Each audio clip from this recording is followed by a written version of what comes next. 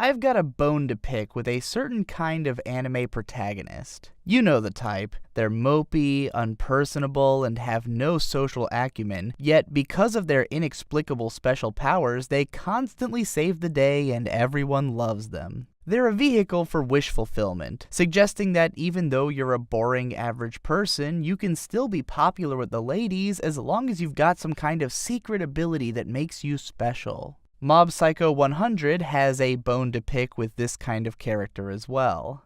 Shigeo Kageyama, also known as Mob, has a very simple desire. He wants to connect with people, namely the girl he likes. Mob happens to be an insanely powerful psychic who can wield unstoppable force over anything he chooses, but early into the series, he comes to the realization that this power is really of no use to him in pursuit of his goals. The girl he likes isn't impressed with psychic abilities. She's impressed with big muscles and a charming personality. Ergo, Mob sets out to acquire these things by joining the Body Improvement Club. Self-betterment is the central theme of Mob Psycho 100. Its villains are all people who want an easy route to happiness, or who feel entitled to the love of others because of their talents. In episode 3, Mob fights against a cult of people who try to delude themselves into thinking that they're happy just by laughing, rather than by trying to work out their lives. Most of his battles are against psychics, who aim to take over the world because they believe that everyone else is worse than them, ignoring the fact that all of them have developed twisted personalities, intense inferiority complexes, infantilized interests, and sociopathic tendencies, none of which has actually made them happy or convinced anyone to like them.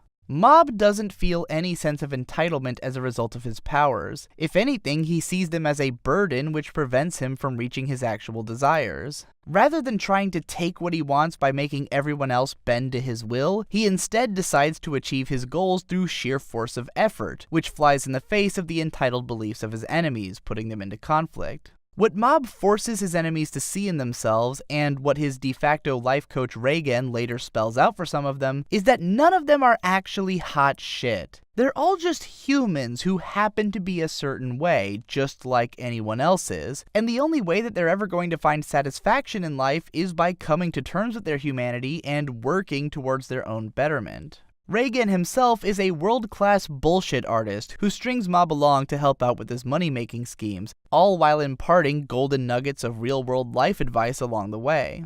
Even though Reigen's practice is totally dishonest, his approach is weirdly kind-hearted and understanding. In essence, he is a psychologist who is able to judge people quickly and to tell them what they want to hear or to put on the act that they want to see in order to make them happy. And most of the time, it seems like it really is important to him that his customer is satisfied. The kind of people who visit him are the sorts of idiots who would seek out psychic and spiritual advice anyways, and if they're going to be conned no matter what, then it might as well be from someone who can legitimately cure their ails with a firm massage, under the pretense that he's exorcising the ghosts that their goofy asses are bound to go on believing in. Reigen doesn't have any kind of special powers, but he does have incredible charisma and social skills, which allow him to effortlessly feel the kind of human understanding that Mob so desperately longs for. Whereas the original author's previous work, One Punch Man, was an outright satire of the formula of shonen fight manga, Mob Psycho 100 is more predominantly a character-driven story full of comedy, action, and drama, but it does incorporate satirical elements to stunning effect in making its point about self-betterment. One of the best scenes in the show comes in episode 2, when the Telepathy Club is trying to recruit Mob as a member. It's pretty clear that the Telepathy Club mostly exists for its members to shit around in the club room and to take it easy, but their leader tries to frame it as though the club exists in the name of youthful companionship and creating fond memories together. In a world that's filled to the brim with anime about do-nothing clubs wherein high school friends hang out, it seems like Mob is bound to join them. I can even think of several shows specifically about telepathy and other supernatural studies clubs which have the same feel to them. But Mob, being the badass that he is, completely rejects them in favor of actually getting shit done by joining the Body Improvement Club, the members of which are pretty much all the coolest and nicest people in the known universe and have no interest in anything other than making themselves better.